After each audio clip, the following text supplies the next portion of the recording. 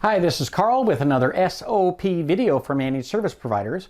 Today I want to talk about shredding, one of the funnest things that anybody ever does.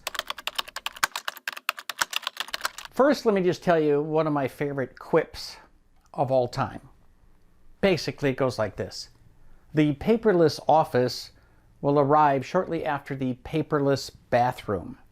And I believe that. In other words, you're never going to do away with paper. I've seen people, young people, who start up businesses and they think they don't need a printer. And it doesn't take very long before they realize, well, every once in a while you got to print something. Some people, especially, I'll be honest, older people, like to print things out and it's easier to read that way, and then they can shuffle them around, hand them to people, write notes on them, and then they go into the recycling. Or they go into the shredding. You should have a policy to determine exactly what needs to be shredded. And I would start with this. When in doubt, shred it. The recycling is totally fine, but really, if you print something out and you put it into the recycling within 24 hours, you probably shouldn't have printed it in the first place. That costs toner and it costs paper, which means it costs money. So if you're just printing things so that you can recycle them, why don't you just take the ream of paper, put it in the recycling, and be done with it? Much more commonly, we print things out because we need it for something.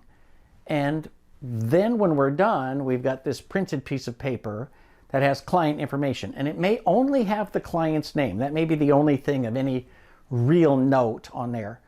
But even that, if it's got a client's name on it, shred it. Don't recycle it. One of the lessons I learned from my accountant for many, many years is that he's moving things around, shuffling papers and so forth.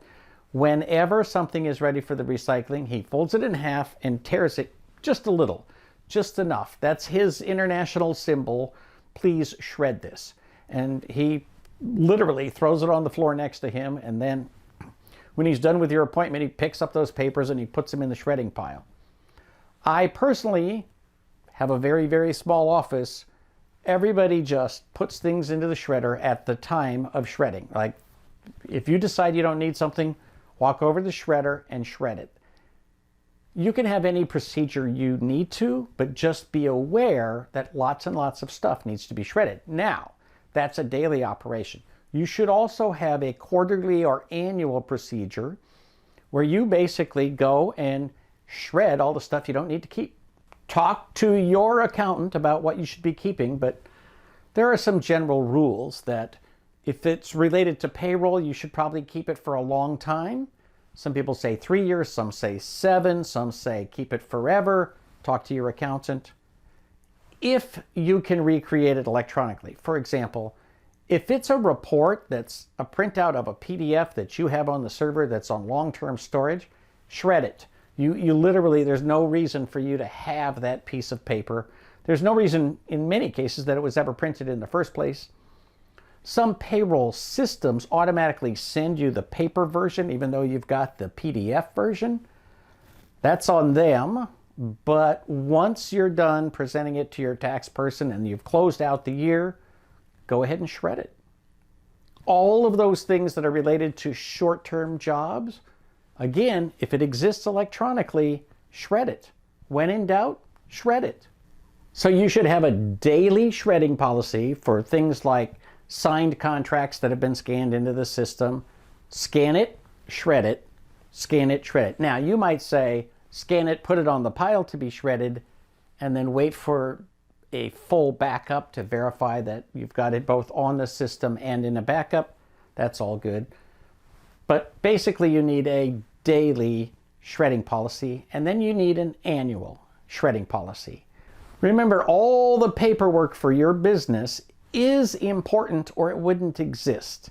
But once it becomes electronic, it's okay to get rid of it. Also, don't store that paperwork in your garage. Don't have paper boxes full of client data and contracts and people's credit card numbers and all that. Do not keep that stuff in an insecure location. You should have a storage unit where you put these things. But when the time comes to get rid of them, unless you have a really good reason to keep something, you can take that entire box down to the UPS store, drop it in their shredding container, and they will shred the entire thing without looking at it. And you have to decide whether or not you trust that or whether you want to hire somebody. I used to pay my daughter to do shredding at the end of the year, and what she would do is go down to Staples, buy a shredder with their super duper warranty policy, and then she would continue to shred paper until the shredder locked up. Then she'd go to Staples, get the replacement, and finish the job. Then I figured out, well, wait a minute. For $24, I could take this to the UPS store and it's just done all at once. However you manage it, doesn't matter, but you should decide how you want to manage shredding. Have a policy, write it down, and execute it. One every day and the other once a year. For Small Biz Thoughts, this is Carl Palachuk, wishing you the best of luck in your managed service business. Here's your checklist for this video. Like it, subscribe to the channel, ring the bell so you get notifications when we post new videos, share it on your favorite social media, and if you haven't checked out SOP for SMB.com, go visit our website.